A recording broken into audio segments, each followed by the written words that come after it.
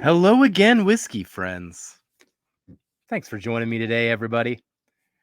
I am actually a bit conflicted about what is going to happen during this upcoming review.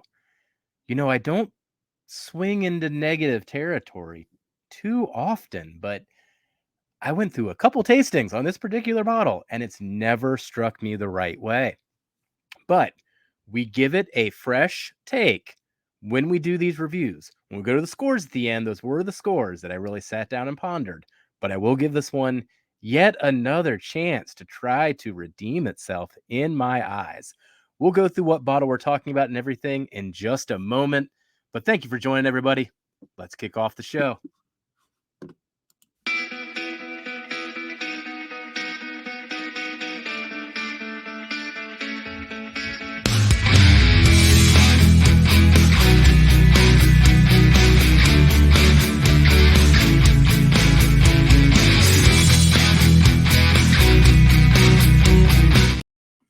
All right. So, for today's review, we are going to go over the Bardstown Origin Series Rye. Now, if you haven't heard of this one yet, this is coming from Bardstown themselves. This is something that they distilled and they have been aging for 6 years. It is age stated.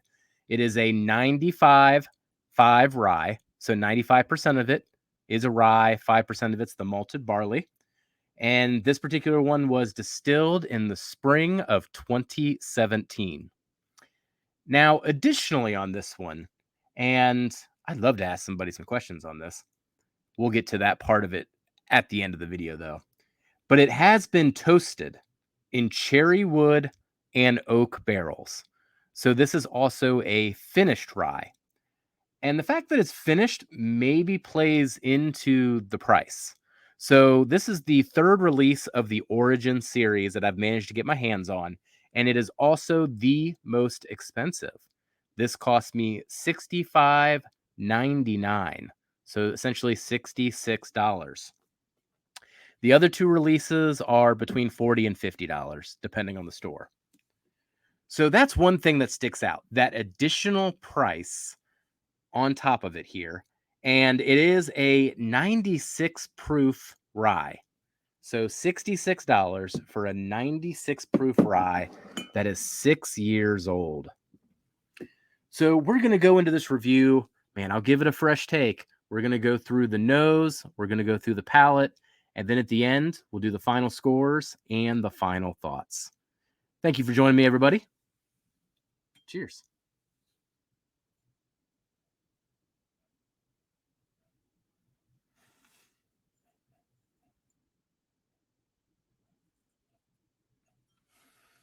I don't mind this nose. It is somewhat a refreshing, if not just completely subtle nose.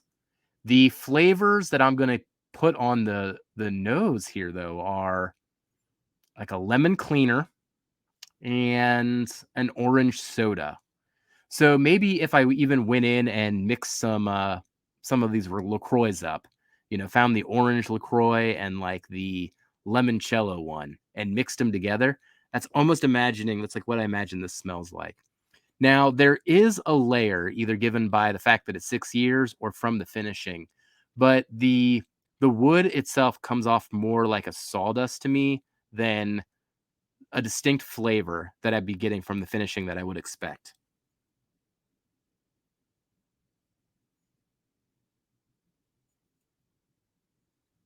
And then from there, just some basic, rye bread.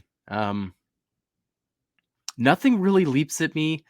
It all starts even at the nose with me when I start thinking about the $66 and just the fact that it's finished too makes me, and 6 years old, all types of perplexing things going on with this one, and as little as it gives me. But let's go into the taste here. One thing that is catching my eye here, it does have a very beautiful color to it. But let's go into the taste.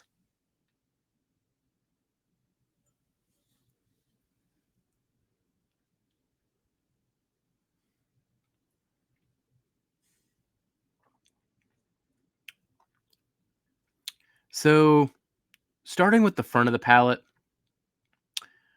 One of the main notes I get, and I do like it, it's almost like those vanilla wafer cookies. Some of those vanilla wafer cookies also have a lemon flavor, maybe the lemon cream in the middle, because there is that lemon. That lemon does come back just as it was there on the nose. There's a bit of pepper there, and man, not too much else to grasp on. If you've ever done any like wheatgrass shots, I get a little bit of that up front too. So like that freshly squeezed grass. I actually like that taste, by the way. So don't consider that like a complete turnoff. The other thing that stands out to me, and this stood out to me on all of the Origin series, which actually makes me very optimistic and excited when it comes to the inevitable cast strength and maybe single barrel versions of these. Despite it being proofed down to 96, the mouthfeel is so good. It does not come across as a watered down product. It does have a rich, viscous texture to it that really coats the mouth really well. So I do enjoy that from an experience standpoint.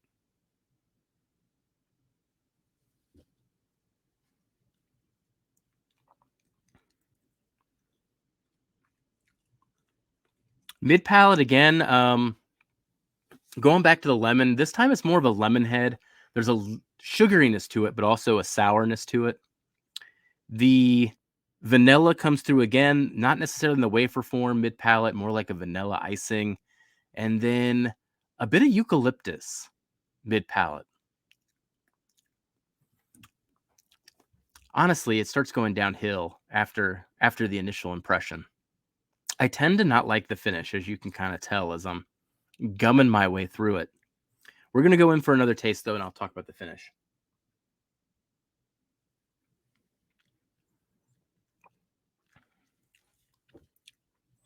Mm. Sweetness came through really good on that sip. On the finish, the vanilla wafers are back. Getting that lemon orange soda sensation. And yeah, that little eucalyptus is still there coming off of the mid palate. It always ends with a bitterness for me though. I think that's what gets me. I'm wondering if it's coming from the finish or the finishing or not, the finishing casks, the finishing wood, but I just don't like the way it finishes it. I always get left with how I'm feeling right now, especially a few sips in. It accumulates. Maybe the oiliness that I was talking about earlier maybe works against it because I don't want the finish to continue.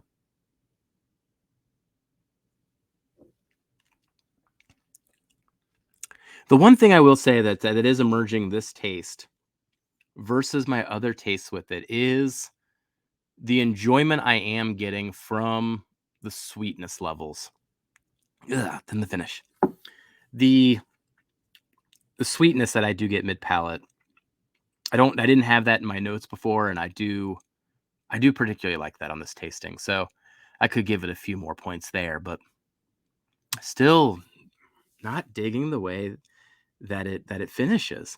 I do wonder why they finished the rye, but they didn't do any type of finishes with the other one. It kind of makes me wonder if finishing this rye in the toasted cherry wood and oak barrels was always a part of the plan, or if the rye wasn't giving enough flavor and they felt the need to finish it. Sometimes when I'm sipping on this one, I do wonder that. But then charging $65 for it at 96 proof. Whew. Well, let's pull up the scores here. As you can tell, I'm not going to be too positive. But here on the site, we do summarize things on a 3-category system, a bunch of attributes underneath flavor, bunch of attributes underneath experience, and then value.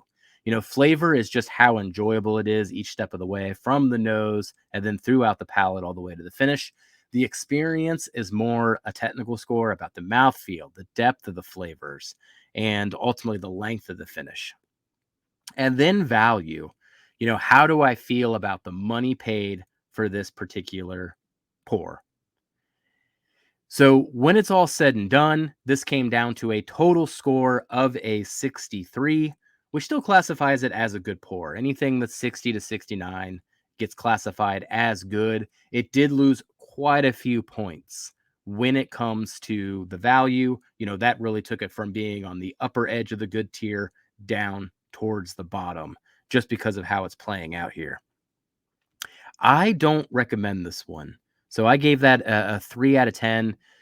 Maybe just recommending it to either the completists who want to have all of the Origin series, or, hey, try it now, because inevitably there's going to be a cast strength version and there's going to be single barrel picks, and you should educate yourself on what this has to offer. So those would be the type of people that I would recommend it to. Right now, at least when it comes to the 96 proof version of this, I don't intend to buy another. I think this is a one and done for me. I think this actually might be a bit of a mixer for me going forward, just to kind of show you where I stand on it. And that's really, I think, what really dinged it here on the value. The fact that it was 66, but I'm having a hard time, figuring out where it competes in the market with other ryes that are better than this, have more proof, etc. So I am not a fan of this one, as you can tell, and that doesn't happen too often, really. But when it happens, got to be honest about it. So alternative bottles to the Bardstown. I know I go to this quite a bit, but I will keep trumpeting them as long as it costs $50 to $55 for a pick.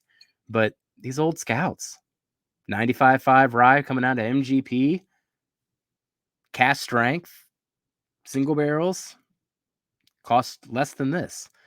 Now, this does have the finishing on it. That probably did jump the price up a little bit when it comes to the Bardstown Origin, but I wasn't getting a whole lot from the finishing cast. I'm still wondering what the finishing cast added to it. And if they just added price to it, then that really dings it, just dinged it further. So as you can see, I'm not a big fan of the rye in the Origin series. I will say, I'm going to do a video later, but I do love the high rye and I love the wheated. So it's just the rye that I have a problem with in this series, and I'm still really excited to see what Bardstown does, even though I am not a fan of this particular release.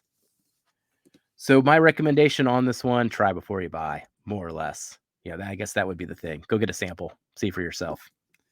Well, thank you for joining me today, whiskey friends. I'll catch you on the next whiskey review. Goodbye, everybody. Jeff, just be friends with me. But you have these whiskey friends, and you say hello again. Oh, Jeffrey, you should just be friends with me. But you have these whiskey friends, and you say hello again. Oh, Jeffrey, you should just be friends with me. But you have these whiskey friends.